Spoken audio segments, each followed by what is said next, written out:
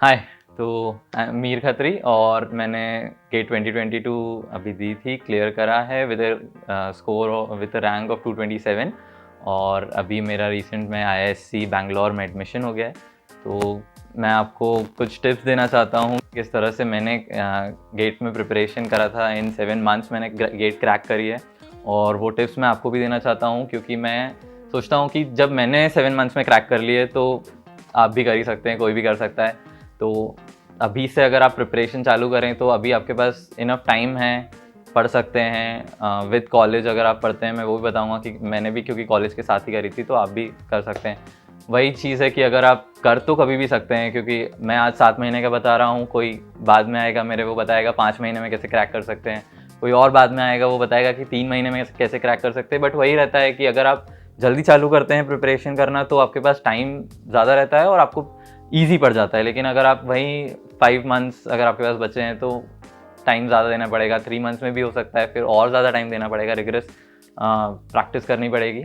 इसलिए मैं आज 7 मंथ्स का बता रहा हूँ और मैं चाहता हूँ कि आप ये जो मैं बता रहा हूँ अभी जो वीडियो में मैं कुछ भी बोलूँगा तो वो आप नोट कर लीजिए एक पेन पेपर लेके, और बाद में उसको फाड़ के अपने वॉल पे लगा लीजिए और याद रखिए कि ये किस तरह से मुझे प्रिपेयर करना है, क्योंकि मैंने करा था। तो मैं चाहता हूँ कि सब कर सकें और मैं सोचता हूँ कि कर ही सकते हैं सब। तो कुछ पॉइंट्स मैं आज डिस्कस करने वाला हूँ, जिसमें सबसे पहले तो मेरा ये पॉइंट है कि क्लियर माइंड रखें आप। आपका गोल, आपका एम फिक्स रखें कि मुझे ये करना है तो करना ही है। सेकेंड है कि आप कितने लेक्चर्स दिन में अटेंड कर सकते हैं, फिर किस तरह से आपका प्रिपरेशन होना चाहिए, किस तरह से आप लेक्चर्स पढ़ रहे हैं, कब आप बुकलेट सॉल्व कर रहे हैं, कब आप टेस्ट दे रहे हैं, ये चीज़ें। फिर मिनिमम टाइम कितना आपको दिन में देना ही है। अगर आपके पास 7 मंथ्स ही बचे हैं, जैसे अभी आज की बात करें हम, तो अब 7 मंथ्स ही बचे हैं अपने पास में। एंड देन नोट्स किस तरह से आप बना सकते हैं। इन सब से पहले एक चीज़ मैं ये बोलना चाहता हूँ कि आप जैसे कभी भी पढ़ना चालू करें, लेकिन अगर आज से भी आप पढ़ना चालू कर रहे हैं तो आपको पढ़ना तो पड़ेगा, मेहनत तो करनी पड़ेगी और मेहनत लगेगी। तो पढ़ना है, पढ़ना तो पड़ेगा। तो सबसे पहला पॉइंट, जैसे कि मैंने बोला कि आपका माइंड क्लियर होना चाहिए, आपका एम फिक्स होना चाहिए। तो स्टार्टिंग में जब मैंने स्टार्ट करा था, तब अगर मेरी बात करूँ तो I was fixed on my goal कि नहीं, मुझे अगर गेट करना है तो मैं करूँगा। क्योंकि मेरे पास टाइम कम था, मैंने अगस्त में चालू करा था प्रिपेयर करना।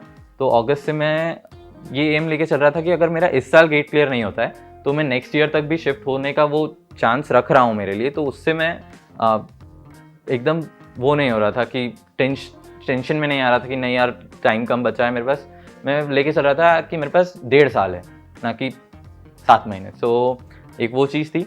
तो इसलिए एम फिक्स रखो कि नहीं, अगर गेट करना है तो गेट करना ही है। ऐसा नहीं कि यार ठीक है ये नहीं है तो कुछ और ऑप्शन कर लेंगे, था मेरे पास भी ऑप्शन, ऐसी बात नहीं, बट गेट करना है तो इट इज़ फिक्स्ड। अब सबसे पहले जब आपका माइंड क्लियर है तो आप आगे का स्टार्ट करेंगे। देन अब लेक्चर्स की बात करूं तो ऑनलाइन लेक्चर्स है, रिकॉर्डेड लेक्चर्स है अपने पास। रिकॉर्डेड लेक्चर्स देखना मेरे लिए काफ़ी अच्छा होता था, क्योंकि रिकॉर्डेड लेक्चर्स में मैं अपनी पेस पे देख पाता था और ज़्यादा लेक्चर्स पर डे कंप्लीट कर पाता था। उससे मेरा सब्जेक्ट्स भी कंप्लीट होते थे थोड़ा फास्ट, और फिर बुकलेट सॉल्व करने का मेरे पास टाइम बचता था। तो अगर मैं पर डे बात करूँ तो मैं 3 to 4 लेक्चर्स पर डे देख लेता था। विद कॉलेज, मेरा कॉलेज भी चल रहा था, क्योंकि जब मैंने प्रिपेयर करा था तब कोविड का टाइम था, तो सब कुछ ऑनलाइन था। ऑनलाइन होने के कारण मेरा कॉलेज भी ऑनलाइन था, तो मैं टाइम निकाल पाता था। पर ऐसा नहीं, आप भी निकाल पाएंगे। 3 to 4 लेक्चर्स डिफ़िकल्ट नहीं होते, क्योंकि मैं कम्प्लीटली कॉलेज की भी अटेंड करता था क्लासेस। फिर 4 लेक्चर्स अगर आप पर डे कर रहे हैं तो उसमें आप अपनी पेस पे, अपनी स्पीड से वो लेक्चर्स आगे पीछे कर सकते हैं। लेक्चर जब आप अटेंड कर रहे हैं तो मैम के साथ में नोट्स बनाना वो आपको बाद में काफ़ी फ़ायदा देगा, क्योंकि अब जब आप नोट्स खुद बना रहे हैं मैम के लेक्चर्स के साथ में, तो एक जब लिखते हैं आप तो वो दिमाग में रह जाता है। जैसे मैंने भी आपको बोला कि ये जो मैं पॉइंट बता रहा हूँ ये आप लिख लीजिए, तो ये इसका यही है कि आपके दिमाग में रह जाएगी वो बात कि यार हाँ ये चीज़ हो रही थी।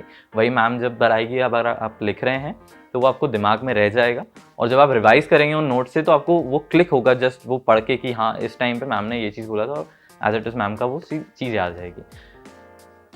इसके अलावा जब आप पूरा लेक्चर्स पढ़ते हैं, अब अगर मैं बुकलेट्स की बात करूँ तो वो पूरा लेक्चर अपना पूरा सब्जेक्ट हुआ।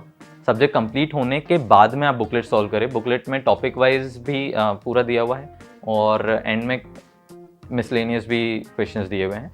बुकलेट में बेसिक और एडवांस दोनों अगर आप कर पा रहे हैं सॉल्व तो वो काफ़ी अच्छा रहेगा, क्योंकि एडवांस में जाके आपको समझ में आता है कि कितनी डिफ़िकल्टी, क्या लेवल हो सकता है डिफ़िकल्टी का, कैसे क्वेश्चंस आ सकते हैं, तो वो हम सॉल्व कर पा रहे हैं कि नहीं। और अगर अभी कर पा रहे हैं तो उससे आपका कॉन्फिडेंस भी बूस्ट होगा, और नहीं कर पा रहे हैं तो आप प्रैक्टिस करेंगे अभी, और अपने पास क्योंकि अभी टाइम है तो हम ईजिली प्रैक्टिस कर पाएंगे, और एडवांस बुकलेट से आपको क्वेश्चंस की वैरायटी भी समझ में आएगी। तो इसलिए बुकलेट आफ्टर सब्जेक्ट जो आपका कंप्लीट लेक्चर्स हो जाएंगे, फिर आप बुकलेट सॉल्व करिए। बुकलेट जब सॉल्व करते हैं तो उसमें भी आप जब बुकलेट सॉल्व कर रहे हैं तो एक स्टॉप वॉच या अपनी नॉर्मल वॉच पे टाइम देख के आप प्रैक्टिस कर लीजिए कि किस तरह से हम एवरेज टाइम में सॉल्व कर पा रहे हैं या नहीं कर पा रहे हैं। उसके लिए ज़्यादा टेंशन नहीं लीजिएगा, क्योंकि अभी आप जब स्टार्ट करते हैं तो वो प्रैक्टिस नहीं होती, बट वो धीरे धीरे उसकी प्रैक्टिस रहेगी। इसलिए जब आप अभी से प्रैक्टिस करेंगे वो वॉच पे देख के टाइम, तो ईजीली हो जाएगा। उसमें भी एक बार क्लॉक देखा, पूरा जहाँ तक आप सॉल्व कर पा रहे हैं पूरा सॉल्व करा बुकलेट, जितनी तक आप कर पा रहे हैं एंड तक। उसमें कुछ क्वेश्चंस नहीं भी हो पा रहे हैं तो वो उसमें टाइम दीजिए, बाकायदा टाइम दीजिए, वहाँ पे पूरा सॉल्व करिए उस क्वेश्चन को। और डाउट अगर आ रहे हैं तो डाउट पूछ भी सकते हैं, नहीं तो मैं जो करता था, मैं पूछने की जगह खुद सॉल्व करने की कोशिश करता था। और वो कैसे सॉल्व करता था, मैम के लेक्चर्स मुझे, क्योंकि रिसेंट जस्ट ही देखे होते थे, तो मुझे याद आता था कि अच्छा ये लेक्चर्स, ये टॉपिक कहाँ पढ़ाया था, तो वो मैं टॉपिक जाके रिवाइज करता था। उसमें एक तो रिवीजन हो जाता था, प्लस जब हम खुद ही डाउट सॉल्व करते थे तो वो याद रहता था कि नहीं यार ये चीज़ हमने करी है। प्लस मार्क करते जाइए उन क्वेश्चंस को जो फिर भी सॉल्व नहीं हो पा रहे हैं। और वो आप जब टाइम पूरा सॉल्व हो जाए बुकलेट वो, उसके बाद जब आप टाइम देखेंगे तो ऑन एन एवरेज आपको समझ में आएगा कि मैं कितना फास्ट कर पा रहा हूँ, कितना मुझे टाइम इसमें रिड्यूस करना है, या मैं और कितना अच्छा कर सकता हूँ। ये चीज़ है। अच्छा, ये चीज़ मैंने क्यों बोली, क्योंकि जो टेस्ट हैं, टेस्ट में मैंने सारे टेस्ट को रिवीजन के लिए रखा था, क्योंकि मेरे पास टाइम कम था। और अगर मैं टेस्ट भी देता तो उस वक्त तो मैं टेस्ट दे पाता, क्योंकि मैंने जस्ट बुकलेट सॉल्व करी है, मैंने जस्ट लेक्चर्स अटेंड करें। तो मैं ये देखना चाहता था कि मुझे कितना याद रहता है, कितनी देर तक याद रहता है, और जो याद रहता है मैं उसको कंसेप्ट को कितना अच्छे से यूज़ कर पाता हूँ टेस्ट में। और वो टेस्ट की प्रैक्टिस जब एंड में एक साथ होती है तो वो रिवाइज भी हो जाता है, प्लस आपको टाइम का भी समझ में आता है कि किस तरह से आपका मेन एग्जाम में टाइम आपको यूटिलाइज करना है, किस तरह से देना है, और कितना टाइम आपको लग सकता है। तो इसलिए मैंने टेस्ट को एट द एंड रखा था, और पूरा 1 मंथ मैंने निकाला था रिवीजन के लिए, जिसमें मैंने सारे टेस्ट दिए थे, जितने भी टोटल टेस्ट होते थे वो, प्लस एंड में जो टेस्ट होते थे पर सब्जेक्ट 2-2 टेस्ट वो दिए थे। फिर फाइनल जो 8 मॉक टेस्ट हुए थे वो भी सारे दिए थे। तो उससे काफ़ी कुछ प्रैक्टिस होती है, और क्वेश्चंस भी उसमें अच्छे लेवल के होते हैं, तो समझ में आता है। और टेस्ट में अगर फिर भी मार्क्स थोड़े कम आ रहे हैं तो कोई इशू वाली बात नहीं है। वो यहाँ टेस्ट थोड़ा सा डिफ़िकल्टी लेवल ज़्यादा ही रहता है, ताकि हम प्रैक्टिस अपने अच्छे लेवल की हो। तो अगर उससे कम लेवल का है तो हम ईजिली सॉल्व कर पाएँ, that is a good thing. तो ज़्यादा कुछ टेंशन नहीं लेना कि नहीं यार टेस्ट में मार्क्स कम आ रहे हैं, ऐसा सब। देन जब आप रिविज़न कर रहे हैं एंड में टेस्ट के साथ में, तो कोशिश करिए कि आप ये याद समझ सकें कि मैंने जो पढ़ा है वो मुझे अब तक याद है कि नहीं। और अगर नहीं भी है तो वो रिविज़न जब आप कर रहे हैं तो ये जो नोट्स बनाए थे वो मैम के साथ में अगर आपने बनाए हैं तो वो आपको एंड में काफ़ी कुछ हेल्प करेंगे और याद आ जाएगा। और प्लस अगर फिर भी आपको याद नहीं रहते हैं तो ये करिए कि अगर आप नोट्स बना रहे हैं कुछ इंपॉर्टेंट टॉपिक है तो वो उसका लेक्चर नंबर और टाइम नोट कर लीजिए। उससे ये फ़ायदा रहेगा कि अगर आपको री वॉच करना है तो आपको ज़्यादा सर्च नहीं करना पड़ेगा कि ये पर्टिकुलर चीज़ हमने कहाँ पढ़ी थी। काफ़ी अच्छा है ये चीज़। इसके बाद में अगर मैं टाइम की बात करूँ मिनिमम, तो मैं जब कॉलेज भी अटेंड कर रहा था उस वक्त पे मैं अराउंड 8 आवर्स टाइम निकालता था कॉलेज के साथ में। और क्योंकि ऑनलाइन था तो निकल जाता था, थोड़ा लेट तक जागना पड़ता था, जल्दी उठना पड़ता था, पर वो करना पड़ेगा, पढ़ना है, क्लियर करना है तो करना पड़ता है। तो 8 आवर्स में निकालता था क्योंकि मैं 4 लेक्चर्स जैसे मैंने बताया, और अगर नहीं भी हो पाते थे तो मैं एक वीक का वो लेके चलता था कि अगर मेरा वीक डेज में नहीं हो पा रहा है तो मैं वीकेंड में, सैटरडे संडे कॉलेज की छुट्टी रहती थी, सब कुछ घर पे मैं दिन भर रहता था, तो उस वक्त मैं पूरी चीज़ कवर करने का कोशिश करता था। और जो टाइम अगर आप एक टाइम टेबल सेट कर रहे हैं तो उसमें मेन चीज़ है जो बुकलेट है उसके लिए काफ़ी टाइम निकाल के रखें, क्योंकि बुकलेट में क्वेश्चंस काफ़ी ज़्यादा भी हैं और काफ़ी अच्छे भी हैं, तो वो क्वेश्चंस बिल्कुल लीव नहीं करिएगा वहाँ से। इसलिए वो क्योंकि सारे सॉल्व करने हैं हमें, तो बुकलेट को भी उसको टाइम देना पड़ेगा, इनफ टाइम बुकलेट को लगता है। अगर मैं बात करूँ, मैं को ऑन एन एवरेज 3 हफ्ते लग जाते थे। अगर डिफ़िकल्ट सब्जेक्ट है तो 3 हफ्ते पूरे लग जाते थे, जिसमें मैं लेक्चर्स भी अटेंड करता था, नोट्स बनाना प्लस बुकलेट सॉल्व करना, बुकलेट में बेसिक बुकलेट एडवांस बुकलेट दोनों सॉल्व करना। तो मुझे 3 हफ्ते लग जाते थे। कुछ जो छोटे सब्जेक्ट थे उसमें 2 हफ्ते में हो जाता था। तो अगर मैं 2 हफ्ते की बात करूँ तो उसमें से 1.5 वीक में मेरे लेक्चर्स में होता था, और 3 से 4 दिन जो वीकेंड होता था उसमें मैं पूरा बुकलेट सॉल्व करता था। मैं कंटिन्यूस दिन भर बुकलेट सॉल्व करता था, उससे काफ़ी क्वेश्चंस की प्रैक्टिस होती थी और वो बहुत अच्छा होता था। और जब कॉलेजेस ख़त्म हुए थे उसके बाद में मैं काफ़ी टाइम इसमें दे रहा था, क्योंकि एंड ऑफ प्रिपरेशन था, कॉलेज भी बंद हो गए थे, तो पूरा टाइम मैं अच्छे से दे पा रहा था। तो उस वक्त अराउंड 12 आवर्स में दिन भर बैठा रहता था, और मेरी आदत थी रूम में अकेले बैठने की, तो वहाँ पे सॉल्व करता था। अब नोट्स की अगर हम नोट्स पे आएँ तो नोट्स जो मैम बनवा रही हैं उसमें आप शॉर्ट हैंड नोट्स भी बना सकते हैं या कंप्लीट नोट्स भी बना सकते हैं, अकॉर्डिंग टू यू आप कैसा पढ़ते हैं, आपको कैसा याद रहता है।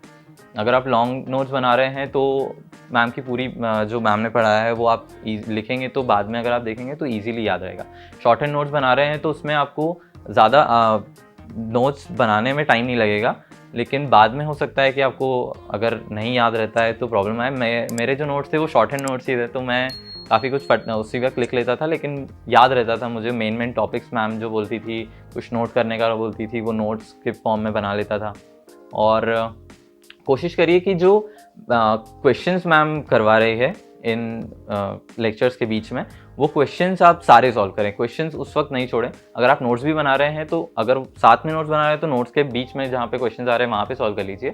मैं जो करता था, मेरे नोट्स लेक्चर्स के बाद बनते थे, पूरा लेक्चर में देखता था फिर नोट्स बनाता था अपने याद करके कि नहीं मैम ने इसके बाद क्या पढ़ाया था, इसके बाद क्या पढ़ाया था। तो वहाँ पर एक मेरा रिविजन हो रहा था, प्लस नोट्स भी बन रहे थे, और शॉर्ट हैंड नोट्स थे तो वो बन जाते थे, और उससे टाइम थोड़ा सा कम लगता था क्योंकि मेरे पास टाइम कम था।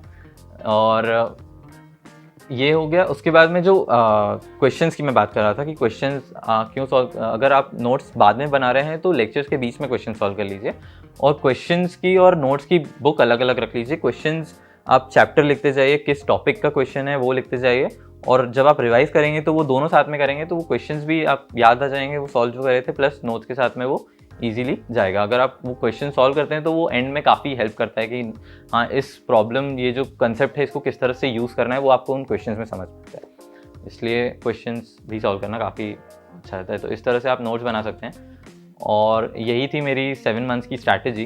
तो मैं चाहता हूँ कि आप भी क्लियर करें, और बिल्कुल अगर मैंने क्लियर करा है तो आप भी कर ही सकते हैं क्लियर, उसमें कोई इशू नहीं है, और काफ़ी अच्छी रैंक भी ला सकते हैं। और ज़्यादा टेंशन ना लीजिए, ज़्यादा उस पर खुद पे दबाव ना बनाइए कि नहीं यार अगर टाइम कम है तो मैं कैसे कर पाऊँगा, हो पाएगा नहीं हो पाएगा, इसमें टाइम मत दीजिए सोचने का।